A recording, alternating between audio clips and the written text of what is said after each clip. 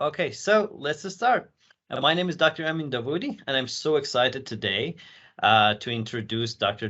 Linda Darling Hammond, another guest speaker that we have in the virtual lecture series here at the College of Education at the University of Texas Permian Basin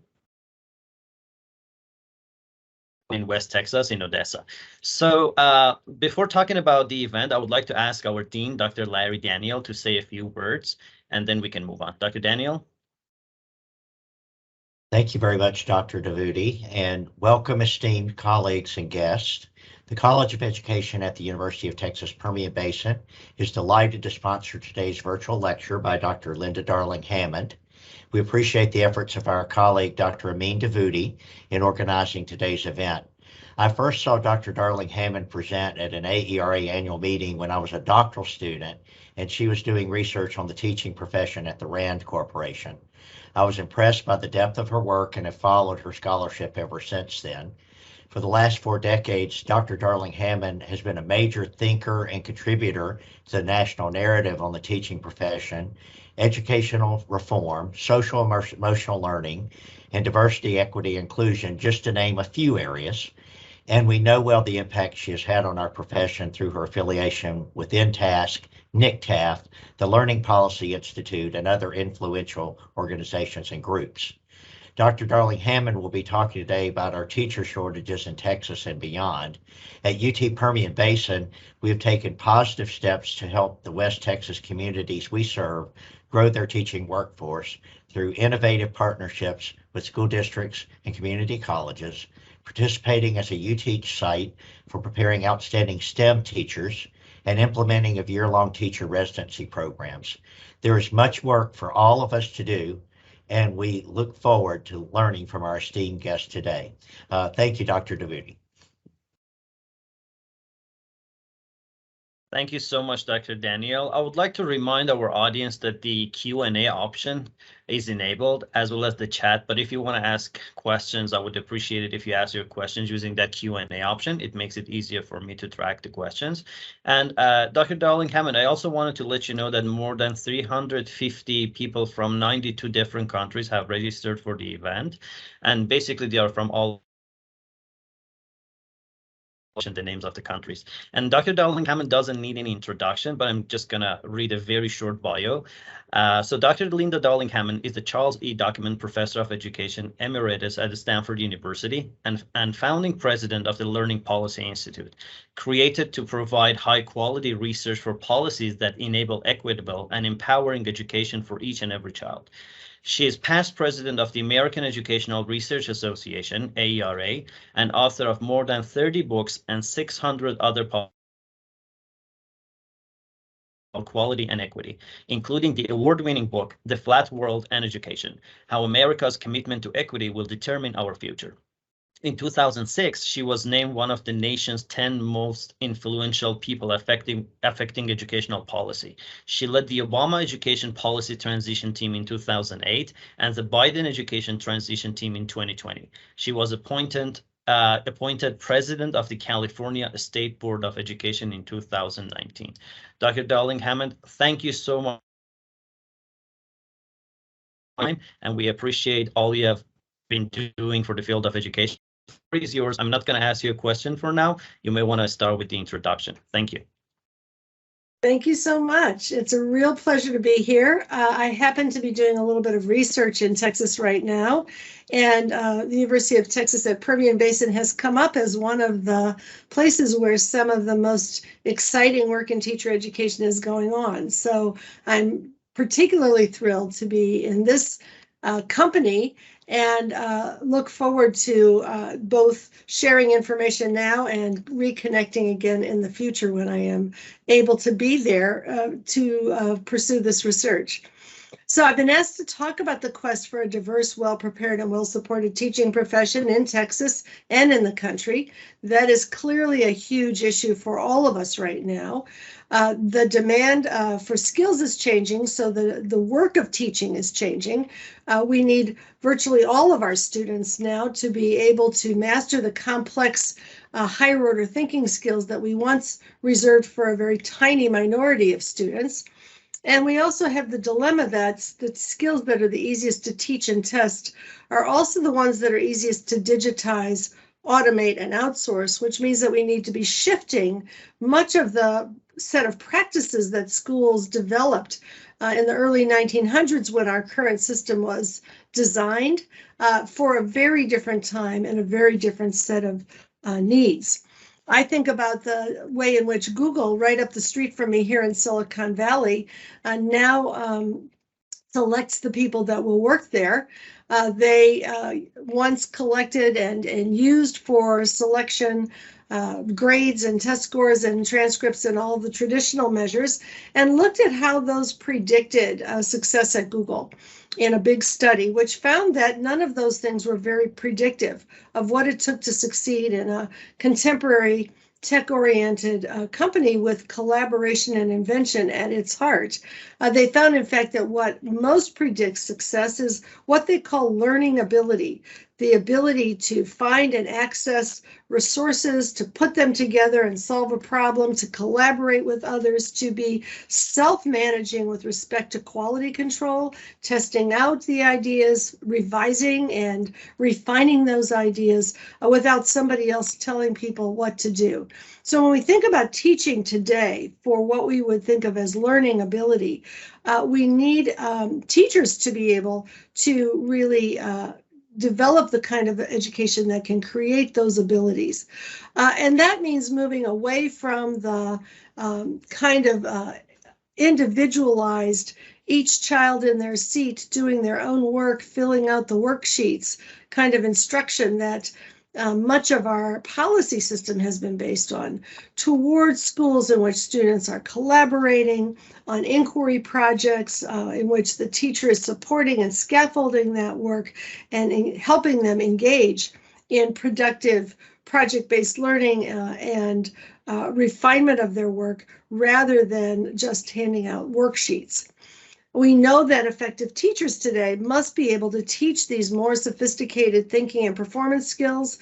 They must be able to do that for a more diverse group of students with a greater range of needs who are not only in our schools today and entitled to a free, appropriate education, but also expected to engage in this very complex society with these higher order skills that are needed by all participants in the society. And they, with school leaders, need to be able to do that while redesigning schools to meet 21st century demands. We know that good teachers matter greatly, and there are many, many studies and some very large-scale studies in places like Texas and New York and North Carolina and others, finding that student learning is related to teachers having a strong academic background, having had quality preparation prior to entry, like the kinds of programs, the U Teach and residency models that were described earlier. When they're fully certified in the field in which they teach, when they're experienced, they've stayed in teaching for more than 3 years and continue to grow their expertise, and when they are national board certified, which is a set of skills that accomplished teachers can demonstrate to receive the certification, which really are focused on how well they understand the students that they're teaching, can differentiate their instruction to achieve curriculum goals, and assess learning to figure out what the next thing is that needs to be done. And in a North Carolina study, it was found that these features together predict more of the difference in student learning gains than race and parent education combined, which is often what determines both the kinds of teachers students get and then the outcomes that they experience. Strong preparation also improves teacher retention. Studies have found that the percent of new teachers leaving after a year is almost double for those who did not get practice teaching, student teaching, feedback on their teaching, the opportunity to observe other classes, the background in child learning and development, training in how to select and use curriculum materials. It really matters for retention as well as effectiveness, whether teachers have had the opportunity to learn those skills. So what kind of teacher preparation matters?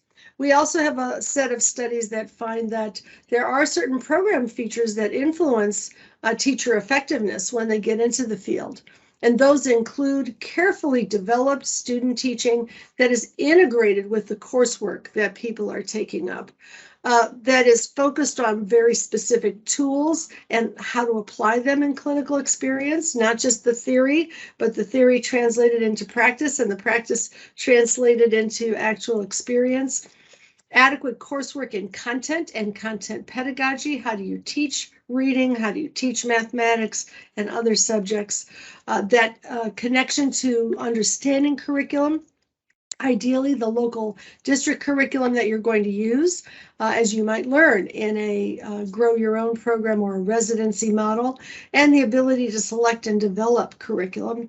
And then some kind of portfolio or performance assessment in the program that ties theory to practice. The key features that we find really make a difference are the ability to learn about practice in practice. By reflecting on practice, trying something, seeing it, and planning for it, with supervision, with support, with the connection between theory and practice. But trying it and reflecting on it is not really clinical practice unless it's got that explicit modeling of good practice, the opportunities to learn under expert supervision, the assumption of gradual responsibility, the very specific clinical experiences that allow you to learn the core activities of teaching in your discipline. It's not just being in a classroom and trying to learn by trial and error. So we know that expert teachers are the greatest in-school influence on learning, but the United States invests less in teaching than other countries.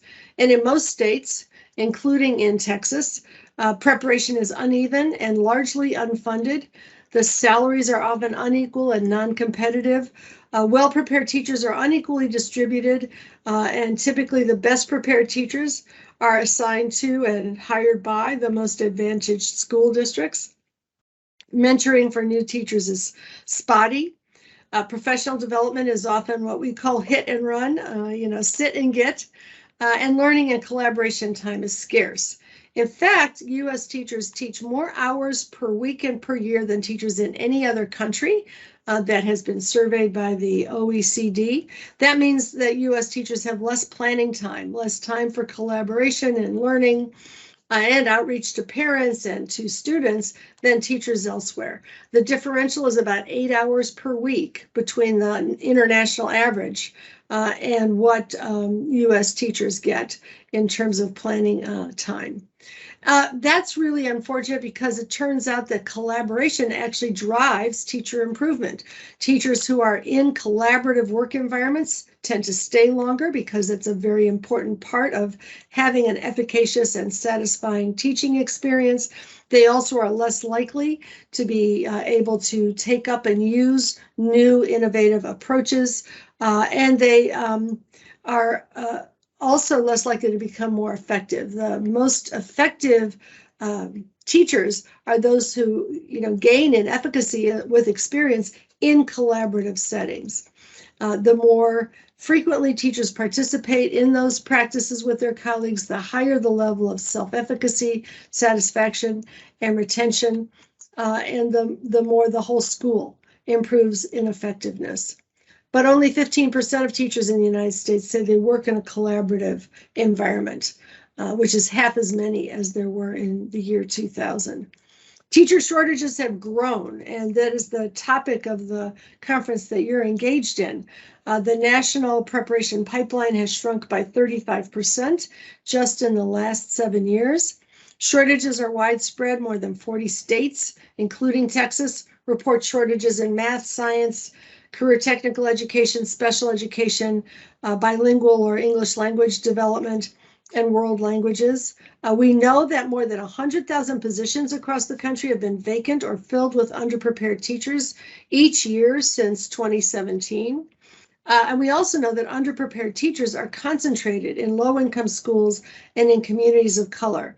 The Civil Rights Data Collection collects data on this, and the ratio is about 4 times as many underprepared teachers in schools that have large proportions of students of color. So it's an equity issue. It's a civil rights issue, how we staff our schools and how we prepare our teachers. And we also know that salaries have declined since the early 1990s, when teacher salaries were closest at that time to the salaries of other college-educated workers. Today, teacher salaries are across the country about 80% of those of other college-educated workers. Now, this varies substantially, and it's actually a very low ratio in Arizona, but a very high one in places like New Jersey and much of New England, where in fact teachers are better paid and attrition is lower and professionalization investments are higher. We've seen the headlines across the states, in recent years, and these have been accumulating but have gotten much worse during the pandemic with the stresses that teaching offers about, which have created even deeper shortages. And so Texas is not immune from that. As in many states, Texas teacher salaries are not competitive with those of other college graduates. The most recent data show Texas paying about 78% on average of what other college graduates earn. But there's also this huge disparity. The beginning salaries in the state can range from $33,000 to as much as $61,000, a recent beginning teacher salary in Houston.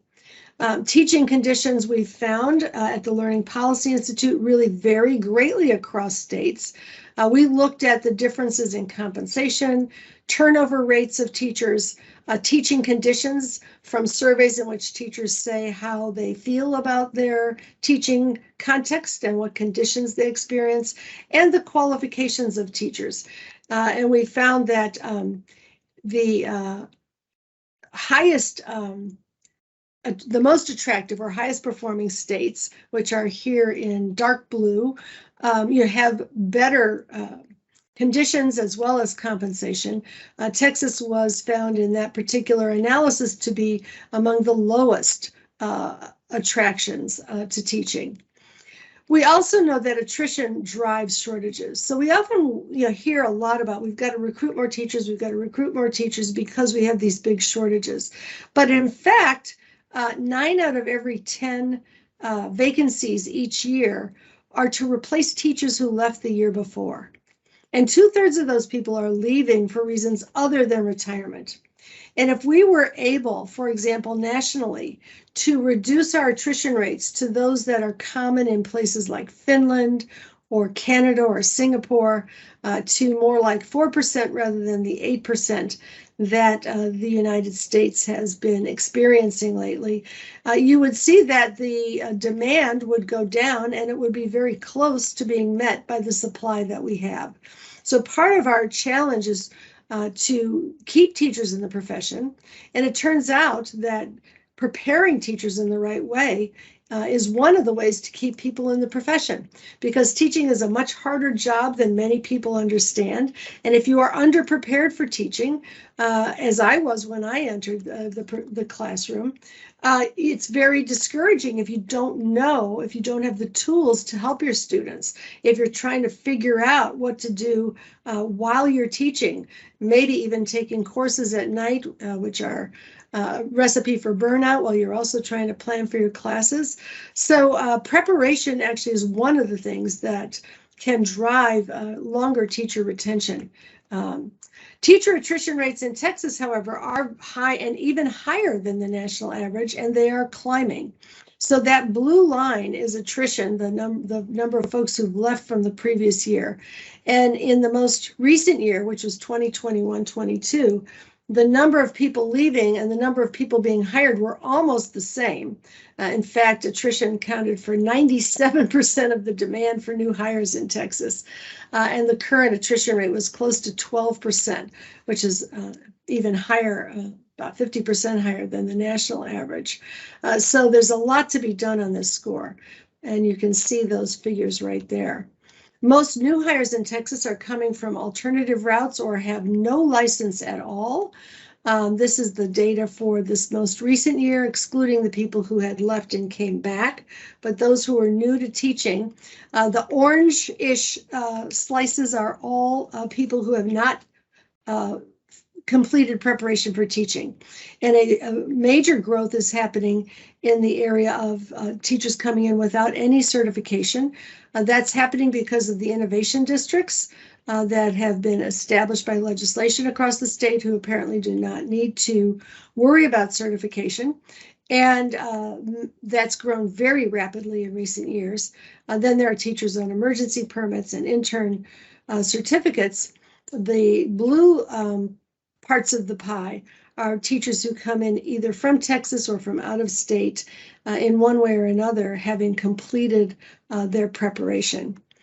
And the largest single new for-profit alternative route program, which has grown substantially in recent years, which has had several names, but Teachers for Texas was one of them, has really shifted the enrollment, but not the completion rate. So in a decade ago, you could see that the blue lines are the traditional pre-service preparation programs, were the bulk of the supply, and they enrolled students for, it depends on the program, but 2, 3, 4 years, depending on when you actually enter the program, and were graduating, on time, most of the folks who were in those programs.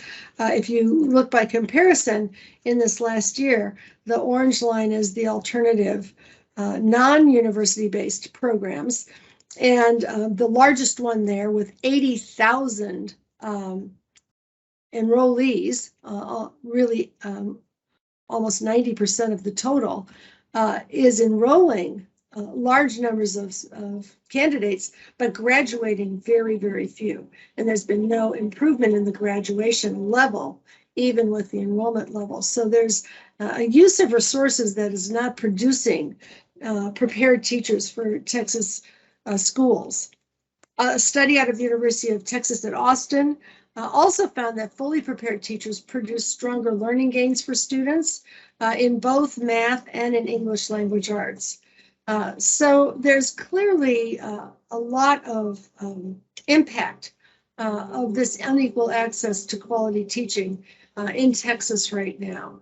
And I want to just point out that inequality generally, which is a hallmark of our education system in the United States, both fuels disparities to quality teaching and is fueled by those disparities.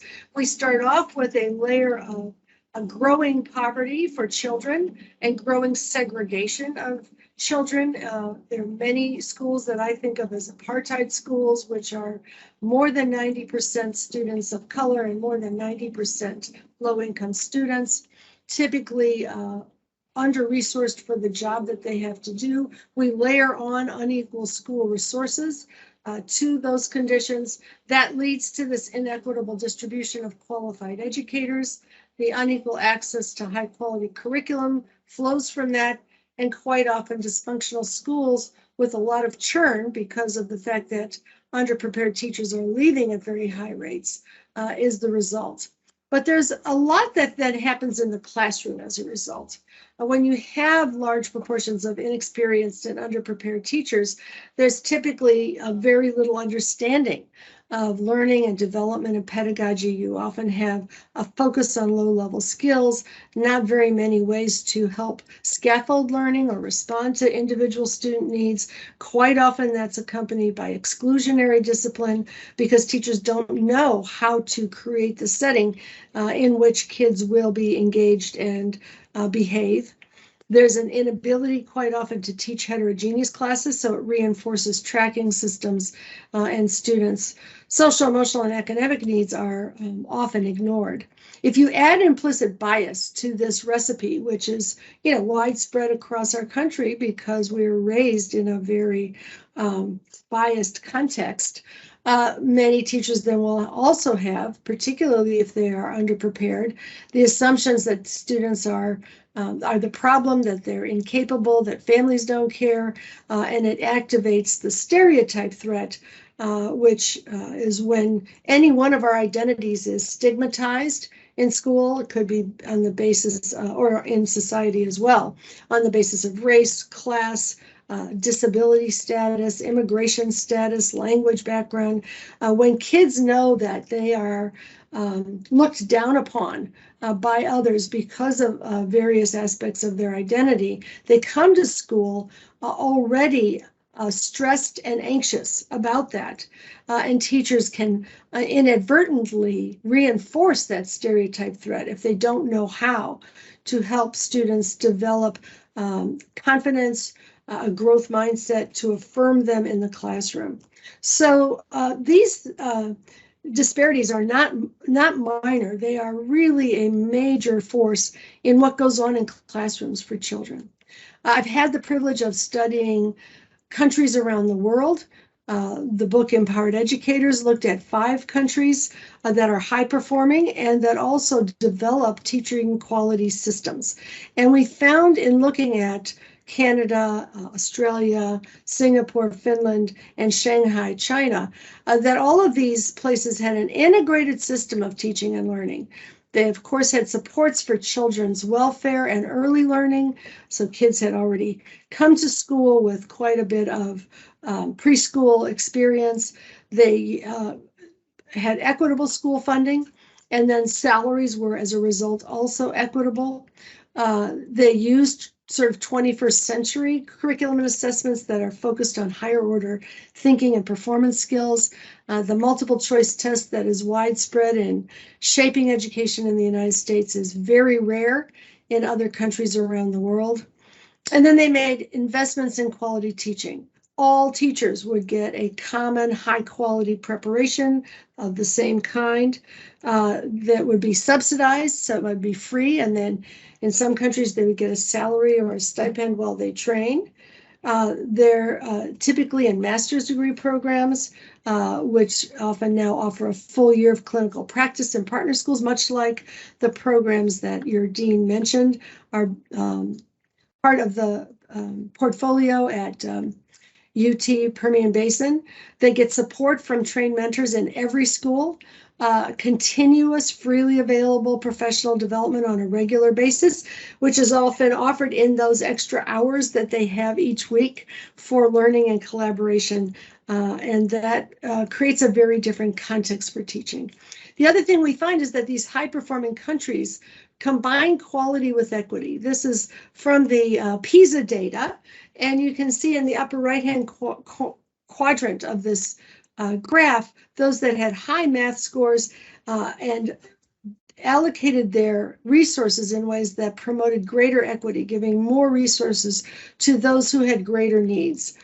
In the upper left-hand quadrant are the countries that had high scores and low equity, and you can see that that's an empty set. There are no countries that can achieve high performance without taking up the investments in equity that are necessary to achieve that for all students. The other thing we found is that these high performers think and act systemically. What they are doing around preparation is reinforced in induction and mentoring and ongoing professional learning and the appraisal and evaluation system and feedback in the way in which they do career and leadership development, always pulling expert teachers into more and more leadership roles, all the way up to the Ministry of Education, with curriculum and assessment and school funding and organization, reinforcing all of those things. So when you think about what should we do in the United States, one thing to do is look at states that actually have been fairly successful at this, that have eliminated teacher shortages. I remember when Connecticut did their reforms in the late 1980s and early 1990s, there were shortages that were very severe in the state. When I went to school in Connecticut, I could have taught in New Haven public schools without even a bachelor's degree. But they solved those shortages within 3 years and went into surplus mode for many, many years. When my daughter went to school in New Haven, she couldn't even work as a teacher's aide without a teaching certificate. So you can see how much difference happened in a period of time. All of these states equalized funding across school districts and gave more money based on pupil needs to those that had the highest need students. All of them raised salaries in equitable ways. All of them raised standards for teacher and leader licensing and for educator preparation, and eliminated the practice of handing out emergency credentials. They all invested in teacher training and leadership development, very important, both pre-service and in-service. All of them established student standards that had open-ended assessments, higher quality assessments, focused more on higher order skills. They invested in preschool statewide and pursued steady policies for at least 15 years. North Carolina is a case in point. It was one of the lowest performing states in math. It was 48th in 1990 and pursued this set of reforms. And within a decade, it was well above the national average, the first southern state to break the glass ceiling and really move performance significantly over that period of time. And they did all the things I mentioned before, but they also added compensation for board certified teachers. So that's a part of the salary scale statewide with a 12% allocation of additional salary. They also required accreditation for teacher education programs and eliminated the poorest performing programs at that time. They created subsidies and fellowship programs that pay the full cost of preparation for thousands of teachers and for many, many principals so that they could experience high quality preparation that included extensive clinical practice, internships in the context of principals under the wing of expert principals while earning a salary and being forgiven for tuition. They created those mentoring programs and they funded teaching and leadership academies. And one of the points that's important is that to strengthen teaching, we also have to strengthen leadership because in fact, teachers will always say that the principal is one of the big determinants of whether they stay or leave from a school. And with principals who can create a collegial environment, who can engage in distributed leadership, engage teachers in decision-making, lead instruction in ways that allow teachers to become efficacious are very, very important and make a huge difference in what happens in teaching. And so it's very important to develop a talent pipeline to proactively recruit and develop leaders from among those expert teachers and give them the kind of training that will allow them to lead in ways that will succeed both with students and with keeping teachers. So to sum up, we really need a system in which we have two hands clapping. I used to talk about this when I was chairing the California Teacher Credentialing Commission, because we could set good standards. And on the right-hand side of this list, we worked on all of these things. We improved our standards for licensing so that they reflect more of what we know about how people learn socially and emotionally and academically. We developed performance assessments that assess what educators can do in practice that really drove very productive changes in teacher education programs, and teacher education programs created those assessments themselves in groups and teams. We changed accreditation so that it could look at what the programs actually were providing to the candidates and what the candidates learned. And we have surveys where candidates say, I got this, I felt prepared to do that. That feedback goes back to programs, and it's creating a cycle of continuous improvement. We put to place data reflecting the recruitment and distribution and retention of qualified educators, and we think about whether programs are in fact graduating the people they enroll, and whether those folks go into teaching and remain in teaching. And then we can work on induction systems that enable accomplished educators to mentor novices. Texas had a pretty elaborate induction and mentoring system at one time that lost funding. There's now a small effort that reaches a very small proportion of beginning teachers, but states that really keep people in the profession and help them become efficacious make sure that's available for everyone. But in order to do all those things, we need the other hand clapping, and that is the set of policies that provide support for high retention preparation pathways like residencies and grow your own programs that underwrite the costs of preparation, scholarships, and forgivable loans that subsidize preparation. This is very important for all teachers, especially important for diversifying the teaching profession and bringing in teachers of color who typically carry more debt and are very sensitive to whether they can afford to get the preparation that they would like to have in the profession. School-university partnerships that support professional development schools are very important and require a funding stream to allow them to become what teaching hospitals are in medicine. Funding and incentives for intensive high-quality clinical training that is a year long. If we could do that for all of our candidates, we would dramatically improve the effectiveness as well as the longevity of all of our beginning teachers. And then mentoring, of course, for candidates and novice teachers. And we could tie that to career ladder roles for accomplished teachers who then take on mentoring and other leadership roles with both time and compensation and expectations that they're available to do so. If we could really take a page from the successful states and nations that have solved the problems that Texas is right now beginning to approach with new and good solutions, we would be able to achieve the goal that 21st century states and nations need to achieve. There's an old saying, a terrible old saying, that those who can do and those who can't teach. We need to transmute that to an expectation that those who understand teach. And furthermore, that those who can teach and those who can't go into a less significant line of work. Thank you. Thank you so much, Dr. Darlingg Hammond. I really appreciate you talking about not only the importance of recruiting more teachers, but also the quality of those, teacher preparation programs. Because in my opinion, the last thing that we need is to have bad teachers. We need to recruit more good teachers, and that's very important. So I'm gonna start asking the questions that I received from our participants. Obviously, I will not be able to ask all of your questions. So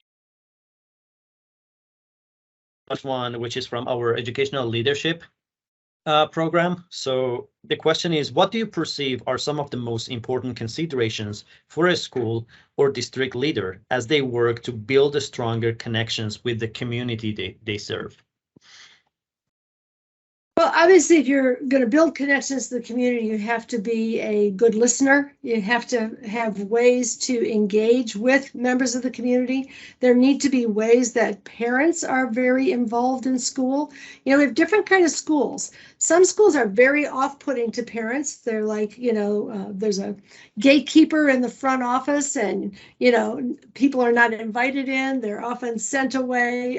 There are very few opportunities for parents to engage with the teachers, etc. There are other schools that have designed themselves to be very, very open to both members of the community and to the parents themselves. One of the schools I recently was studying has parent-teacher student conferences 3 times a year, even in middle and high school. Each student has an advisor. The advisory structure then is a way to be in touch with the parents. The parents get a home visit at the beginning of the year. They have these parent-teacher student conferences.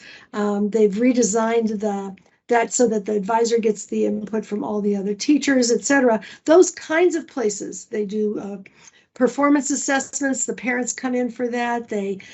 Parents are involved in a variety of activities in the school. That kind of thing requires a leader who is comfortable in the community, knows the community, and redesigns the school to engage the parents especially, all of whom want to know and be involved in how their kids are doing, or family members. It's not always parents, maybe grandparents, maybe other family members. But we've got to really change the way that the factory model school kind of kept people out Many of you are also involved in community schools, which really create the wraparound services with organizations in the community, summer school programs that use community-based organizations. All of those things require both a listening ear and a proactive outreach to make sure they happen.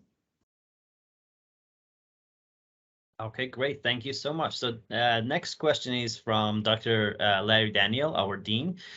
Dean of the College of Education at UT Permian Basin. So he said, as you pointed out, more teachers in Texas are prepared by non-higher ed commercial organizations than any other kind of program.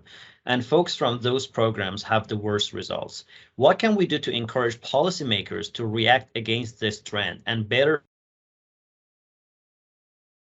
fund teacher preparation programs? We have tried. That was in parentheses. Well, you know, when I mentioned that I had chaired the California Commission on Teacher Credentialing, there had been an era in which we also were getting a lot of programs approved that were, some of them not even in California, that were not really organized for quality, that were doing, you know, I think some of the same kinds of practices for profit, but not for quality. So what we did was we really transformed the accreditation process. We made sure that all of the rules pertain to all of the programs. So even, for example, intern programs, and there's some good intern programs that are very responsible, and others that are not. All in California, all of them have to teach the same, have to get to the same performance expectations, have to pass the same performance assessment, but also have to ensure 600 hours of supervised clinical practice. That means you can't leave people out there to sink or swim, whether that means you have mentors who are doing some coaching, whether you have shared planning time for that individual, et cetera. So one of the things is we raised standards for everyone, and that meant that we could, you know, begin to hold people to a higher standard. And then we changed accreditation so that it wasn't just a bunch of piles of paper where people would say, we do this, we do that, but we tied it to the performance expectations. We now have surveys of every graduating teacher, which say what they got. Did they see their mentor? Did they get, you know, good clinical practice? Did they learn how to teach reading? And we can use that now in the accreditation process as well. So I think part of it is, you know, just as you would do in any profession, in medicine, in law, in nursing, you would set a common standard. And even if there are different pathways to get there, that standard is what is the engine for program improvement, or if programs cannot meet the standard for their, you know, their denial of accreditation.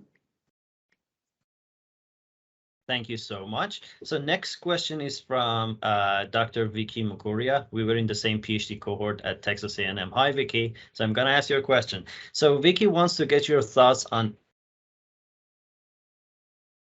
and for those who are not familiar with EdTPA is a performance-based, subject-specific assessment and support system used by teacher preparation programs throughout the United States to emphasize, measure, and support the skills and knowledge that all teachers need from day one in the classroom. And this has been developed by Stanford University.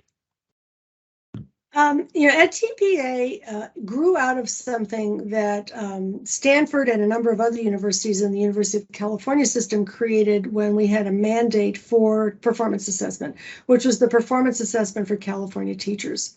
And we developed it across those universities. It is very much like the National Board Assessment, where you plan a curriculum, you plan a little series of lessons from a curriculum unit that is attached to the state standards in your subject area. You plan around the students that you have and write a commentary about how you'll address the needs of students with disabilities, English learners, other students in the classroom. You teach it, you get videotaped doing some teaching, you get evidence of student learning, and then you review that evidence and say, how will we address that? What do we see about the learning, and what needs to happen next for these students? So it's basically the fundamental acts of teaching that teachers need to be able to do. And so the PACT has gone on in California alongside another new one called California TPA, and EdTPA grew out of that across the country. Lots and lots of people from across the country helped to develop it. I think the basic idea of teacher performance assessment is a good one. I think the evolution of different models of teacher performance assessment is underway in the country. EdTPA has been very challenging when it goes into states that don't have a full year of student teaching for all of the candidates, doesn't have a way to bring in that kind of a practice and help candidates learn to achieve that practice, because it really does depend on bringing the theoretical courses in teacher ed together with the clinical experience. And so I think that the course that a state would take in deciding what performance assessments make sense has to really be determined by what the priorities are in that state. But I will say that I don't endorse any particular product, and I'm not affiliated with the EdTPA, but I think it has been productive in states that have been able to use it well. I've seen that in Ohio, and we use it at Stanford now. The PACT has evolved into the EdTPA. We find it productive. But I also see other performance assessments that have been productive as well, like the new Cal TPA, which actually is more equity oriented even than the prior one, the PACT and others. So I am a fan of performance assessment for teaching, and not of any particular product, but of the idea that we have to have a standard that everyone should meet. I don't think that the standardized multiple choice tests that have been devolved in teaching for basic skills and pedagogical knowledge measured by multiple choice questions, I don't think those are adequate to help create the engine for learning for candidates. My candidates always tell me how much they learn from doing the assessment. But again, they're supported, and it has to create an engine for support in the institutions. Okay, thank you so much. So the next question comes from four or five different people. So basically they wanted to ask you, your teachers, in the post-pandemic era, especially considering the fact that now teachers need to deal with the socio-emotional problems that their students as well as themselves face, and how can we prepare trauma-informed educators? One of the things I would encourage you to do is to connect with the folks who are part of something called the Ed Prep Lab, which is a group of about 30 institutions now, higher ed institutions, that are working on this problem of how do we bring what we know about social, emotional, academic learning, trauma into teacher education. There's a website which actually has some tools and resources and syllabi and other things for that task. But I think that we do need to have real instruction around trauma-informed and healing-oriented practices. It's not enough to know that when kids experience trauma, it's a form of toxic stress, it dysregulates behavior, it causes problems with focus and attention and all these things, and can also cause kids to sort of snap. It's good to know those things, but it's also important then to know what to do about it. How do you de-escalate? How do you use restorative practices so that if something goes wrong, your first question is, are you okay? What's going on? Rather than get out of my class, you're not coming back for 3 days. So we have to both help teachers understand what's needed. We also need to redesign schools, right? We need principals and school leaders who are thinking about where am I going to create the quiet place for the processing that's needed? How do I get those community resources in line for health and mental health supports that may be needed in a community school context? What am I going to do about restorative practices? How do I change the discipline policy so that it's not focused on exclusion or, for goodness sakes, corporal punishment, and is focused on how we learn to listen to students and support them? How do we get an advisory system, like I mentioned before, in middle and high schools. So there is a point of contact for every student who sees that student every day and is responsible for paying attention to what's going on in their home. And so, because we can't just say we've got a counselor for every 900 students or 500 students, and they're going to take care of all this. So we want teachers to learn about trauma and about healing-oriented practices, and we want school leaders to learn about that, and we want them together to design or different kinds of organizations than we inherited with the factory model. Okay, great. Thank you so much, Dr. Darlene Hammond. So I think I deserve to ask my own question as well. This is on behalf of the bilingual program, by the way. So we have a huge number of English language learners and immigrant children in the state of Texas. However, still we're struggling with bilingual education. Being ESL certified is not a requirement. So I wanted to know, based on your experience and the research that you have been doing across the US, have you seen any successful example? Can you mention any state that, they've been bilingual children and English language learners in public schools? Like any successful model or something? Oh, there's lots of, yes, I think there's lots. And there's some very successful practices in Texas too. So I'm a little bit, forgive me, a little California focused because that's what I know well, but I recognize that there's a lot of great work going on in Texas also. So with respect to teacher training, I think it's really important to, again, to infuse knowledge about how to support English learners, not only the direct English language development instruction, but the sort of integration of strategies into regular instruction that are needed, as well as expert bilingual teachers. We do know that bilingual education is actually more successful maintaining the home language, as well as developing another language is more successful for both wiring the brain. You actually become a more wired and intelligent person if you have more than one language, and for learning in literacy. And we've done some studies in California that the students who are, we do get most of our students reclassified and English proficient, lots of dual immersion programs now, of course, and they do a very good job over time. And the reclassified English learners outperform the native English speakers, and on all of the indicators after, a few years in classrooms. So number one, we need to bring it into regular teacher education so that it's not only those who get a special certificate, but others have a baseline. There's some wonderful models. One of my favorites is the International High Schools model, where they work with new immigrant students who come in high school. They are now in Massachusetts and New York and California and some other states. And their teachers have learned how to integrate the use of the native languages, and they'll have 20 or 30 languages in a school with English around project-based, activity-based instruction in a way that produces very strong gains and sends most of the kids to college at the end of the 4 years of high school.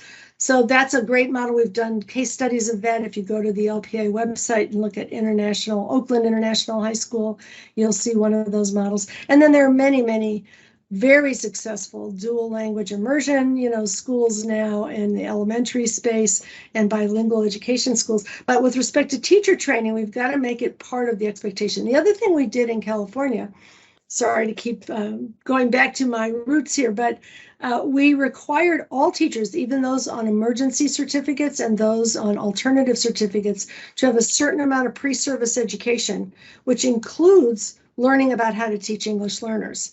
And some applied clinical practice. They might have to do it in the summer before they start.